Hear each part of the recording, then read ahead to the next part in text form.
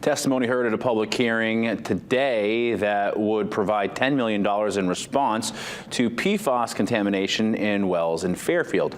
The one-time funding would go towards the Kennebec Water District for expanded water service infrastructure.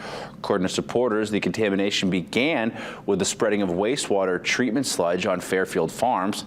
While no one testified against the bill, KWD mentioned there might be issues with stagnant water quality and the cost increase for others that utilize their services. The only viable long-term solution for Fairfield, the most highly PFAS contaminated town in the state of Maine, for the sake of long-term public health, is providing municipal water to as many affected homes as possible. If LD 1111 is passed, we look forward to working with the town of Fairfield to utilize these grant dollars to benefit the property owners impacted by PFAS while minimizing the financial impact on existing ratepayers and maintaining high water quality. It's one of several bills going through the legislative process regarding PFAS throughout